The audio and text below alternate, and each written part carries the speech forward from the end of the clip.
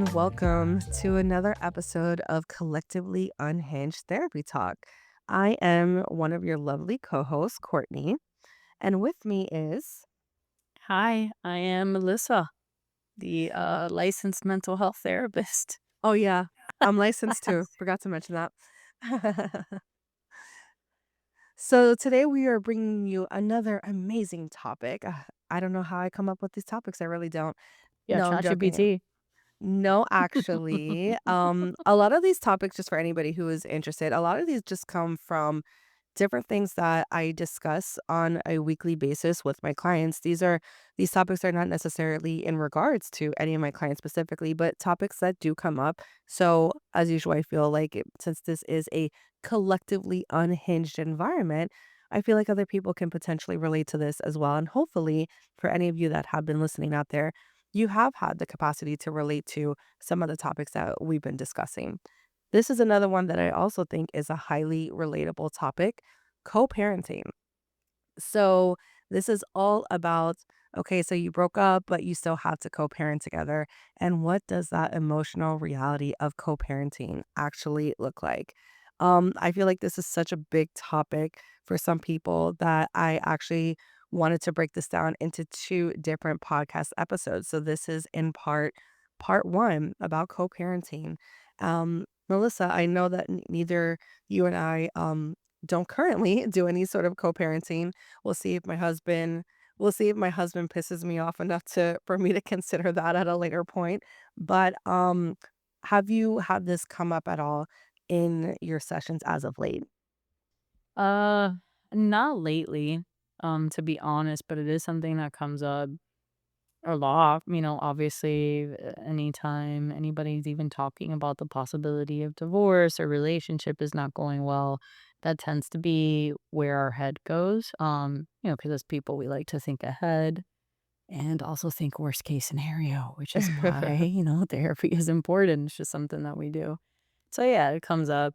But mostly in terms of, if you have two really present parents, I've seen it come up a lot as like fear, right? Like, oh my God, I can't envision my life without being able to see my kids each and every single day. So that's how it comes up. And then just the fear that one person is gonna want shared custody, which is very interesting, right? Like if you are getting a divorce or splitting up, you would think that ideally shared custody is great, but it's actually really scary for a lot of people because then that means 50% of the time you're gonna have to adjust just a little bit, right? Um, so yeah, that's how it comes up. Just mostly in fear when people are making that decision of, man, do I stay or do I go? It's a big deciding factor. Fortunately, because we're good parents, if that's a situation, but also unfortunately because it is a separate topic. You never want to stay in a relationship or in a marriage only because of the kids, but it's a big thing that comes up for people. I don't know if that's how you see it come up, or if it's more so like when people are already co-parenting when they're like already gone through the divorce, or if you're even meaning like co-parenting while being together, because that's a whole other topic too. Like people co-parenting and living together and making certain decisions or disagreeing with like food comes up a lot. That's like a big thing, right? And discipline. Those are like the two main things. Like we're not getting a divorce, but I feel like we might get a divorce because we can't agree on how to feed this kid. So there's a lot of different ways we can go with this topic. No, but you bring up a great point, right? Because, like, co-parenting doesn't just look like one thing. It can look like quite a bit different, depending on what phase, what stage in that you're in. Maybe you are in that very early stage where you guys are still together and you're even just trying to figure out how you are going to co-parent within that space, and maybe it's not working out. Maybe there is that disconnection that is leading down to more of that separation. What's been coming up for me specifically in some of my sessions has been more so the afterwards of, okay, now we're no longer together. The relationship is over. And now we have to figure out what co parenting looks like. In that sense, um, it's very much going through this process as a therapist. the emotional shock of co-parenting because it's rarely ever at times about the co-parenting itself, but more so about the fact that the relationship is over. And in any other sort of dynamic where the kids aren't involved, it's like, okay, the relationship is over. Like, okay, we're done talking, right? We're going our separate ways. We're no longer crossing paths. But in this sort of dynamic, which makes it so unique, is with children, the relationship is over, but I still got to talk to your ass. I still got to see you at times. And now this makes it 10 times more difficult because, in the process of not only grieving the relationship or moving forward or past the relationship, now takes longer because now it's not out of sight, out of mind. It's now I still got to see you. I still had to engage with you. Maybe there are still aspects that the feelings are involved because they don't just, for some people, don't just automatically um get over right away. So I have seen that a lot in what's come up in my sessions is going through that process, that emotional shock of the relationship is over. Maybe it's like you're angry with that person. Maybe you no longer trust them. Maybe you don't even like them, but we still have to communicate because of the kids. So that's a lot of what I've been seeing lately in my sessions. And so I think in where a lot of people get stuck emotionally is being in that and not even sometimes acknowledging that for what it is, because again you're forced in this environment of having to stay connected to somebody who might still very much represent a lot of pain, maybe betrayal, disappointment. And if those emotions aren't being processed, then every sort of parenting conversation you might have might be very activating for you in that sense. Or that's just a lot of what I've seen in that circumstance. Yeah, definitely, and there's a lot of truth to that because it's really, really hard to communicate effectively with somebody when you're co-parenting that you feel like you kinda can't stand and you feel Mhm. like you hate, like, you're not gonna be as receptive to things, especially if there is resentment there. And that's hard, right? Because obviously we're in those situations, like, you would be pushing through that or just solely for the kids, like, for them to not be as impacted. Of course, you're trying really hard not to argue in front of your kids. Like, it's just, it's so much that comes with it. And then what I do see a lot of actually in sessions is talking about like the differences in households and how that's really impactful too, Oh where, yeah.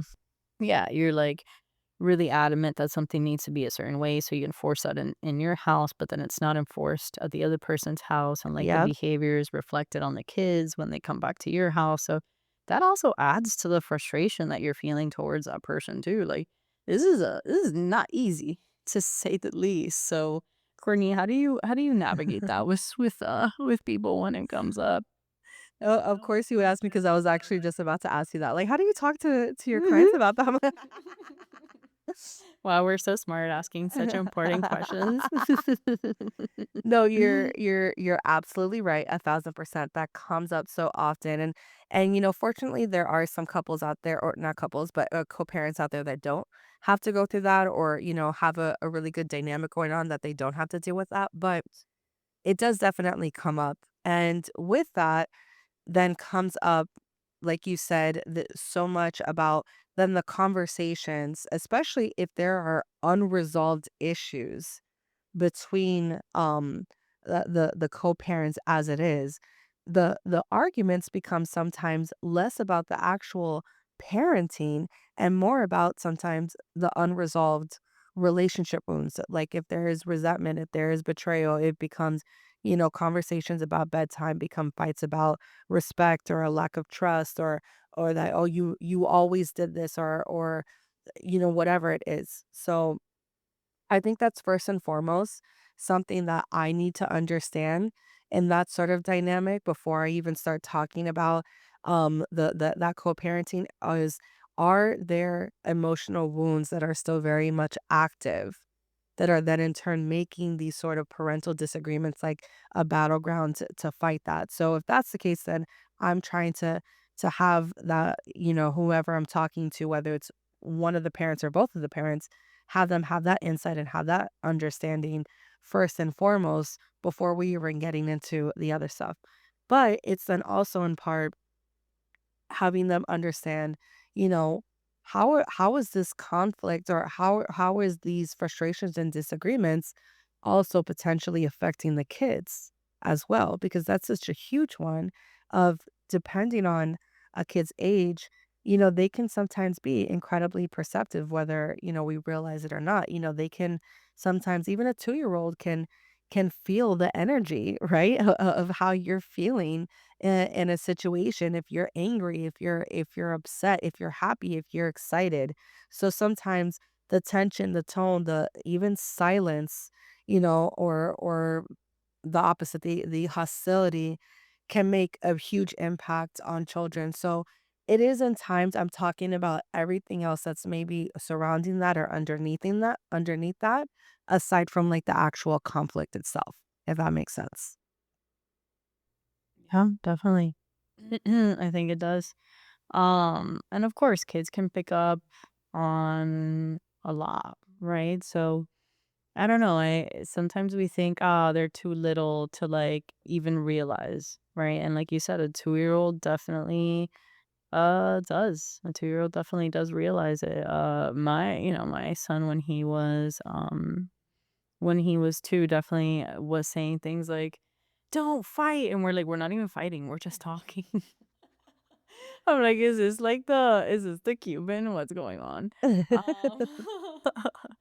Um, but yeah, I don't know. I think it's something to think about where they pick up on everything and they're so sensitive to it that like even something small can definitely impact them. So I don't know. It's just something to consider and to think about where our kids see everything. And also, what I want us to remember is a lot of times we think that staying in the relationship is going to be more beneficial. And the fact is that, what we do to our kids is that we make them think that things that aren't totally healthy or okay because we're not in a happy marriage, um, actually are healthy, right? They're like, oh, these are the dynamics. This is what I should be looking for.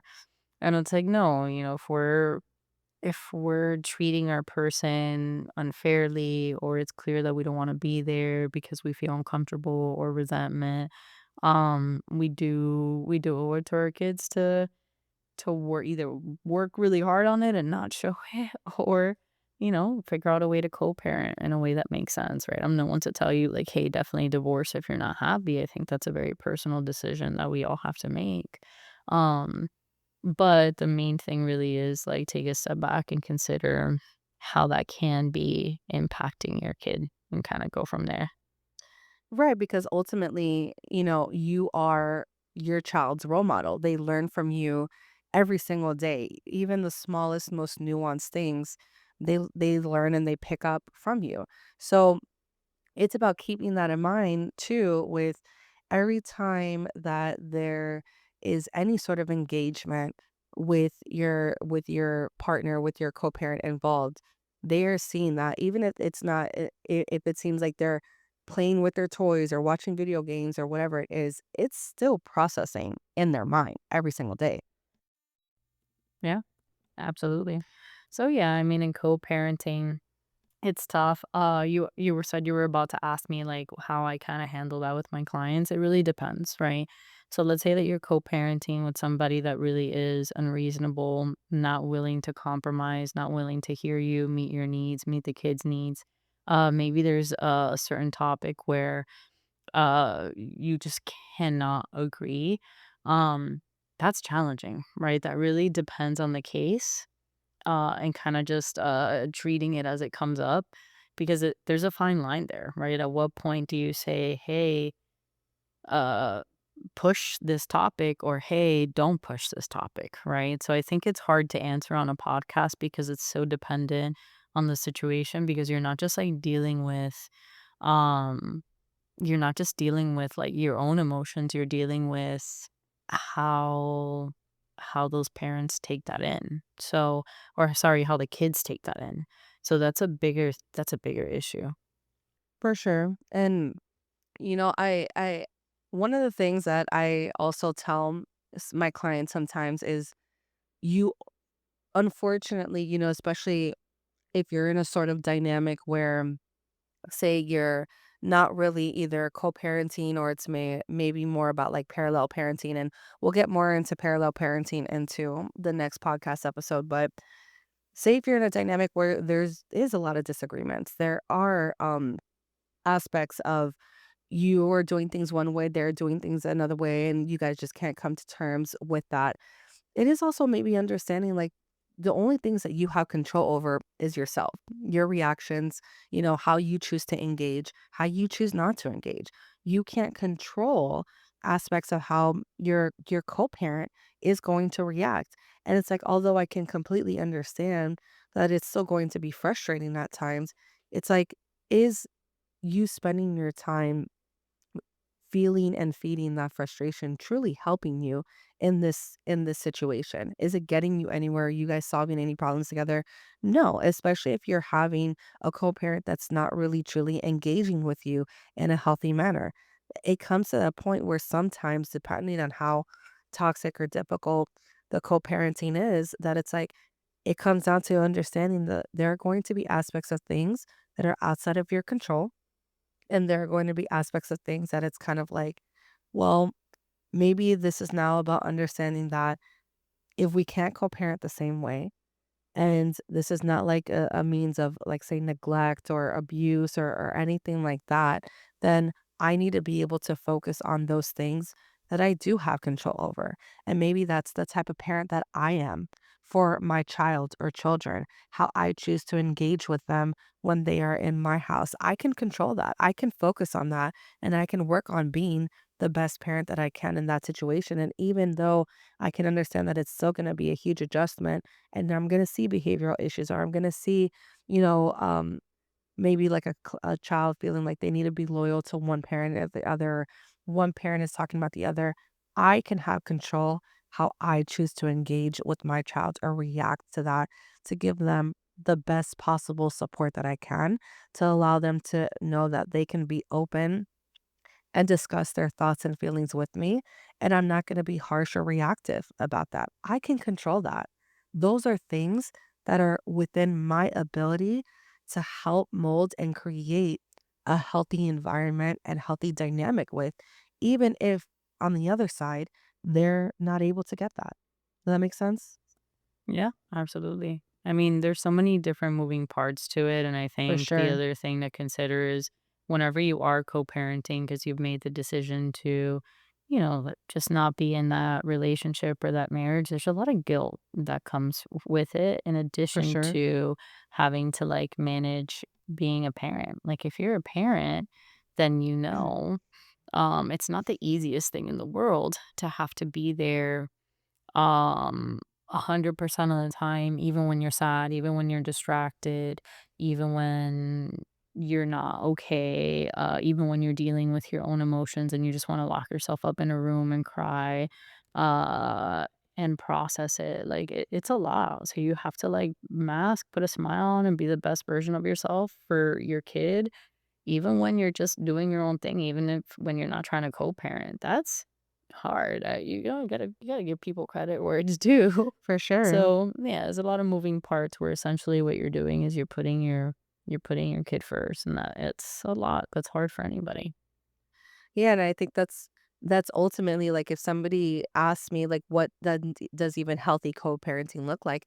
It's a lot of that. It's like focusing on your child, what is gonna help them the most as well with adjust to such a big change, right? Because as adults, your ability to, at time deal with these things can at times be a lot easier than in comparison to a child that is, maybe depending on their age, still trying to understand maybe what might be for them big emotions, and how to adjust to these different things, right? And so with that, a lot of this is about how much you can help that child have the support, have the ability to work through what's going on with them, have those emotional boundaries with your co-parent, in that sense of like, the conversations are about the child and how to support that child, and not about maybe those issues that you're having with that person that are more so about like past and not necessarily about the present. Granted, this is very generalized. Yes, there can be a lot of things that are very nuanced, and every situation can look different from one another. But this is very much in a more generalized space of saying that be having the capacity to show your co-parent respect, even if maybe you're not necessarily receiving that respect back. But again, what are you showing your child on how you want to be able to deal with things, how you want them to be able to deal with things? You show because through how you role model, how you want them to be able to deal with the world and the things around them. So think of it in that sense of what do you want? What's the best outcome you want for your child in this? And what can you show them? What is within your control to show them on your end? Maybe it's maintaining those boundaries with your co-parent, focusing just on the co-parenting and nothing else, leaving the emotion out of it, being respectful, accepting the differences that you guys bring to the table of how you want to parent, maybe in comparison to how they want to parent. You don't have to like your co-parent, right? Like almost kind of think of it like they're your business partner. We're coming together to help raise this child. We have differences of opinions. You don't have to like them, right? But you do need to maybe protect your child from those adult sort of conflicts or issues that you have that maybe really have nothing to do with them, you know? Yeah, definitely. It is not the easiest thing to do in the world, but we all do our best to protect our kids. And, the other part of it is if there is a day where there's a little bit of an oopsie and you feel like you couldn't or didn't protect your kid as much as you needed to, like maybe an argument breaks out or there's an annoyance that comes up or anything like that, we have to remember not to be too hard on ourselves because the main thing is that we're doing our best. Co-parenting is not easy, going No, through a breakup is not easy, no. parenting, even in a healthy relationship, is not easy. So, we have to remember to really take that step back and be kind to ourselves because if we're not kind to ourselves, then who is going to be, right? And I see this a lot from really great parents. It's oh my God, I'm being such a bad parent. And it's like, "Are you?" I mean, "I don't think so. What makes you feel like that?" And you talk to them and it's like, "You're actually doing pretty great." So, there's a lot to consider there when you're already feeling down, when it already feels impossible, like why then move forward putting yourself down even more? Like that's really not okay. Um, so that's my feedback there. And it really is dependent on the situation because you can go ask anybody for feedback and everybody's going to tell you something different. And that's because honestly, there's so many different ways and so many different right or wrong answers that it's really hard to navigate. So that we just got to be kind to ourselves. That's all it is. And it can be overwhelming. It truly, truly can be overwhelming. And that's why making sure that you have support is so important, whatever that support does look like for yourself. But also understand, like, you have to know your limits too. Like, you're not a robot, you're going to have feelings. This is such a difficult and hard transition that people have to face sometimes, depending on whatever stage that you're in. And with it, even if you guys end up being like the best co-parents together and that's great and that's amazing if you're able to accomplish that, but that doesn't take away from the fact that it's not hard because it is. And with that, it is so important to understand your limits and that and knowing like, no, I can't deal with this right now. I need to take a step back because ultimately it's never going to be perfect. You're never going to make like, the best decisions at times. You're going to make mistakes. It's part of living. It's part of understanding that you're still navigating what this process looks like for you because you can read 1,000 books. You can speak to 100 people about this. People are going to have similar answers. They're going to have the exact opposite answers, variations, whatever it is.